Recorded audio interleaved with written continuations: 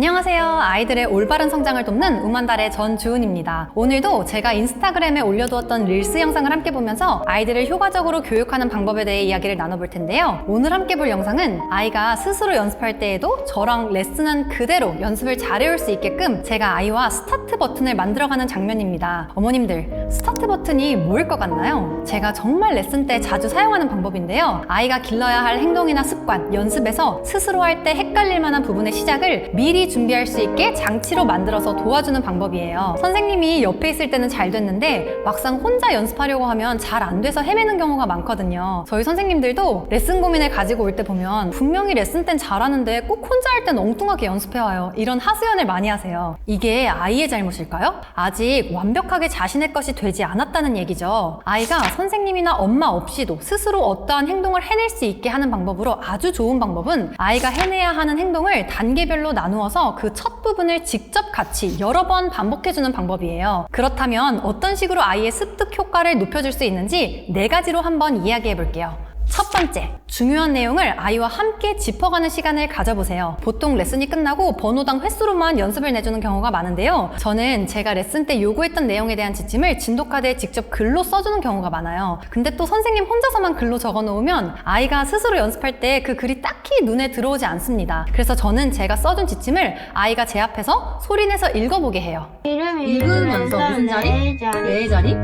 파샵에 손 올리고 할 수 있겠지? 항상 그렇게 놓고서는 시작하는 거야. 이렇게 제가 써준 내용을 아이랑 꼭 같이 읽어봐요. 여기서 아이가 연습할 때 생각해야 하는 게 뭐였었죠? 개 이름 읽으면서 레 자리, 파샵에 손 올리고 이렇게 3가지였죠. 제가 이 3가지 항목을 아이에게 왜 적어줬는지 레슨 내용으로 설명하면서 이야기를 이어나가 볼게요. 1번, 개 이름 읽으면서 연습할 때 그냥 눈으로 보고 손으로만 누르는 게 아니라 입으로 개 이름을 소리내서 읽으면서 치라는 지침이에요. 바이엘 3권에서부터는 자리들이 많이 바뀌기 시작해요. 원래는 도를 1번으로 치던 부분들이 소리 1번이 되기도 하고 파가 1번이 되기도 하고 레가 1번이 되기도 합니다. 자리가 바뀌어도 힘들지 않게 치려면 개 이름에 대한 훈련이 잘 돼 있어야 하는데요. 그래서 저는 바이엘 과정에서는 개명창을 자주 시켜주는 편이에요. 개명창이라는 건 도, 레, 미, 둘, 레, 미, 파, 둘, 솔, 둘, 솔, 파, 미, 레, 도, 둘 이런 식으로 박자와 개 이름을 소리내 읽으면서 치는 걸 말해요. 낭독과 같은 개념으로 이해하시면 되는데요. 낭독이 책을 그냥 눈으로 읽는 것보다 더 어렵다는 건 아시죠? 스르륵 감으로 읽으면서 넘어갈 수 없기 때문에 더 어려워요. 이런 개명창 훈련을 따로 또 활동으로 만들어서 하는 학원도 있는 것 같던데 아이가 현재 해야 하는 것들을 녹여주고 적용을 시켜주는 게 아이들에게는 가장 빠르게 흡수될 수 있는 방법이고 부담 없이 습득력을 높일 수 있는 방법입니다. 그래서 저는 1, 2권까지는 양손을 번갈아 연주하거나 같은 음정을 연주하는 경우에는 거의 모든 번호에서 개명창과 함께 연습하도록 해요. 이런 연습이 감으로 치는 습관을 예방할 수 있고 악보로 보는 개 이름과 박자를 아이들이 더 잘 읽을 수 있게 도와줘요. 2번, 레의 자리.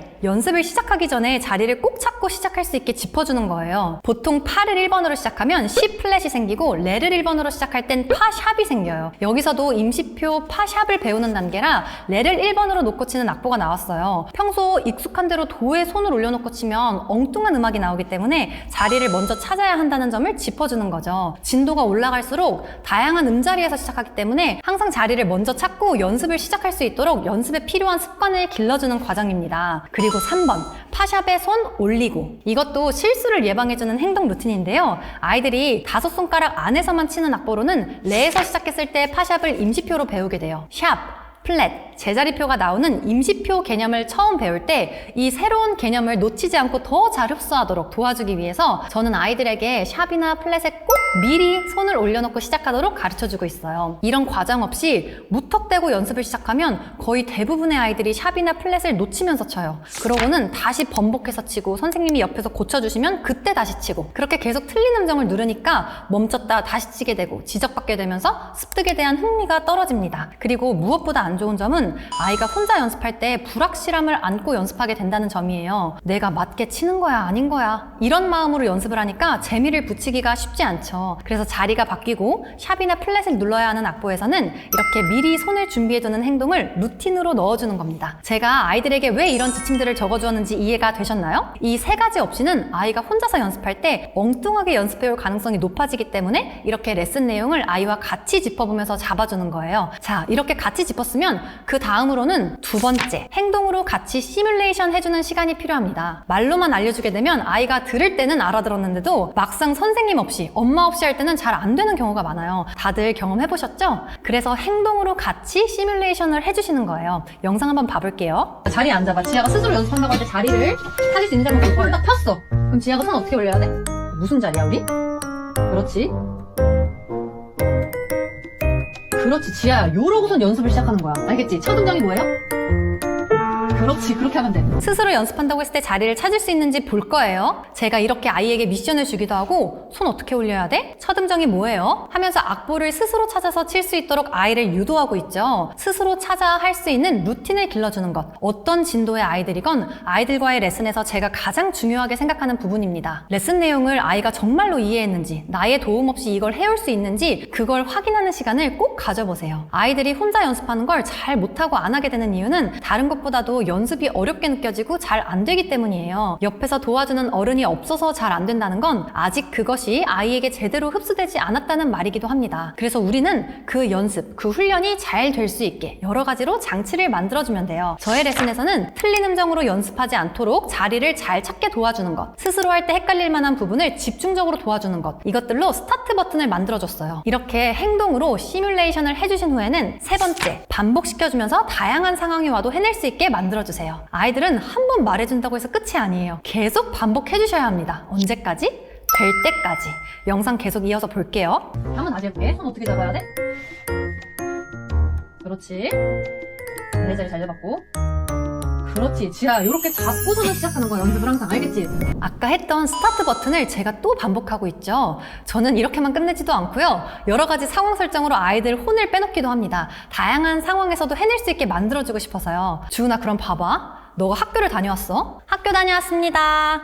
주은아 연습해. 자, 그럼 어떻게 해야 돼? 이렇게 아이가 책을 접었다가 다시 펴서 찾는 그 과정에서부터도 시작해보기도 하고요. 주은아, 너가 자고 있어. 주은아, 일어나.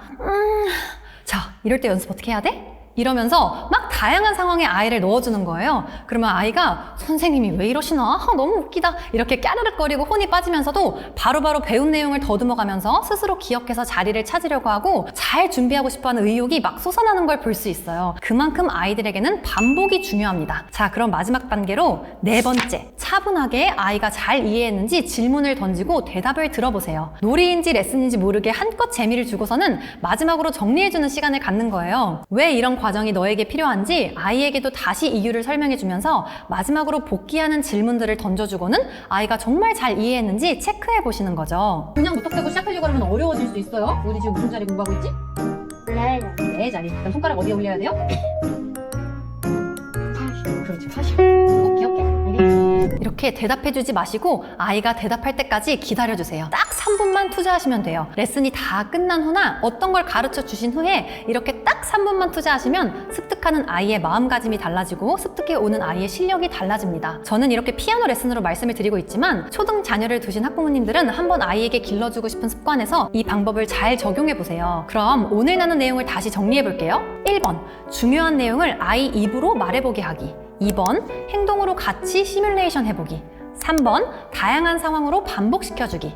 4번, 차분하게 다시 질문하고 대답 들어보기. 아이가 대답을 잘해주면 엄지척 해주세요. 이런 방법을 일상 곳곳에서 잘 활용하시면 아이도 어떤 걸 습득해내야 할 때 부담이 줄어들고 엄마도 아이와의 소통이 훨씬 재밌고 행복해집니다. 우리 아이가 엄마 없이도 가르쳐준 내용을 스스로 잘 해내는 모습을 보는 것만큼 기특하고 보람되는 일이 없잖아요. 어렴풋이 알게 하지 말고 정확하게 알게끔 지도하는 따뜻한 집요함이 아이들을 교육하는 데에는 꼭 필요하다는 말씀을 드리면서 오늘의 이야기를 마무리하겠습니다. 오늘 영상이 도움이 되셨나요? 작게나마 도움이 되셨길 바라면서 다음 영상도 저는 아이들을 효과적으로 교육할 수 있는 생생교육 꿀팁을 들고 올 테니 구독과 좋아요, 알림 설정 누르시고 댓글에도 다양한 의견 남겨주세요. 그럼 다음 시간에도 더욱 유익하고 재밌는 영상으로 돌아올게요. 감사합니다.